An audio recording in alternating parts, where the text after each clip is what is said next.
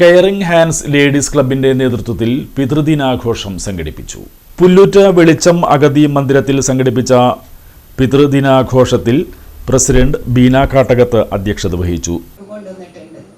അത് സന്തോഷപൂർവ്വം നമ്മൾ കെരിംഖാനെ ഏൽപ്പിക്കുകയാണ്.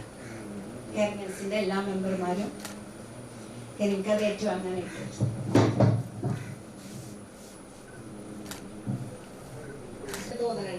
ഒരിക്കൽ വന്നിട്ടുണ്ട്.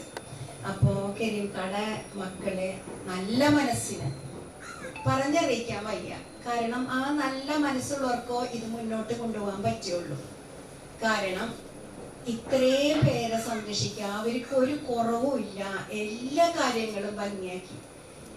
കാരണം ഞങ്ങൾ പറഞ്ഞറിഞ്ഞും ഇനി ഇവിടെ ഓരോരുത്തർ വരും. കാരണം അവർക്ക് പരാതിയില്ല, പരിഭവമില്ല, യാതൊന്നുമില്ല. കിട്ടുന്നത് കൊണ്ട് തൃപ്തിപ്പെട്ട് ജീവിച്ച് അദ്ദേഹം മുന്നോട്ടേക്ക് കൊണ്ടുപോകണം.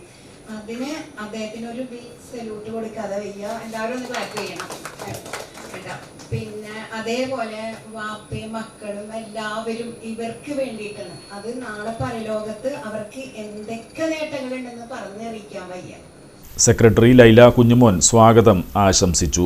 ഫാത്തിമ ഗഫൂർ, ട്രഷറർ നൂർജഹാൻ എന്നിവർ സംസാരിച്ചു. കെയറിംഗ് ഹാൻഡ്സ് അംഗങ്ങളായ സൈബാനത്ത്, അസ്മ, സുവൈരിയ, ആരിഫ, ലൈല, കരുപ്പടന്ന, മുംതാസ്, റസിയ, സജന, സഫർ, സാജിദ എന്നിവർ പങ്കെടുത്തു.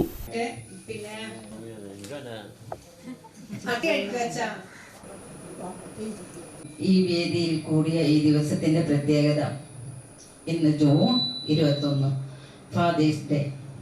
അച്ഛൻ, അമ്മ സ്നേഹമാണെങ്കിൽ അച്ഛൻ കരുതലിന്റെ മറ്റൊരു പര്യായമാണ്. ഇന്ന് ലോകം മുഴുവനും ഫാദേഴ്സ് ഡേ ആഘോഷിക്കുകയാണ്. ഭൂമിയിലെ മുഴുവൻ അച്ഛനമ്മമാരുടെയും സ്നേഹത്തിനും കരുതലിനും കഷ്ടപ്പാടുകൾക്കും മക്കൾ നൽകുന്ന ബഹുമാനമോ പ്രതിത്വത്തിന്റെ ആഘോഷങ്ങളോ ഒക്കെയാണ് ഫാദേഴ്സ് ഡേ.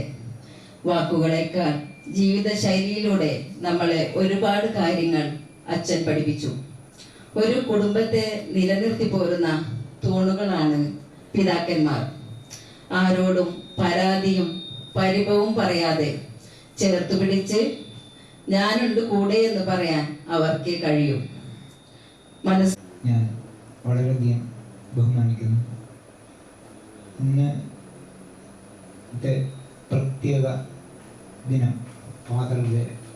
ഈ ദിനം ഈ വെളിച്ചം മന്ദിരത്തിലെ പിതാക്കളോടൊപ്പം കൂടുക മനസ്സ് കാണിച്ച ഈ കൂട്ടായ്മയോട് അതിയായ സന്തോഷവും നന്ദിയും രേഖപ്പെടുത്തുകയാണ്.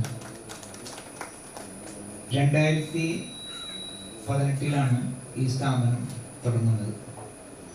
ഈ സ്ഥാപനം തുടങ്ങുന്നതിന് മുമ്പ് തന്നെ ഒരു 40 വർഷക്കാലം ആയിട്ട് ജനങ്ങളുടെ ഇടയിൽ ജനങ്ങൾക്ക് വേണ്ടുന്ന സേവനങ്ങൾ, ജീവകാരുണ്യ പ്രവർത്തനങ്ങളൊക്കെ ചെയ്ത് നിന്നിരുന്നൊരു വ്യക്തിയാണ്. എൻ്റെ തൊഴിലെന്ന് പറഞ്ഞ ബിസിനസ്, ഫർണിച്ചർ, ഇങ്ങനെയുള്ള കാര്യങ്ങളാണ്. അതും നിലനിർത്തിക്കൊണ്ട് തന്നെ ഞാൻ ജീവകാരുണ്യ പ്രവർത്തനത്തിലേക്ക് ഇറങ്ങേണ്ട ഒരു സാഹചര്യം ഉണ്ടായി. ആ സാഹചര്യം എന്താണെന്ന് വെച്ചാൽ, എനിക്ക് ഒരു 20 വയസ്സ് ലക്ഷ്യം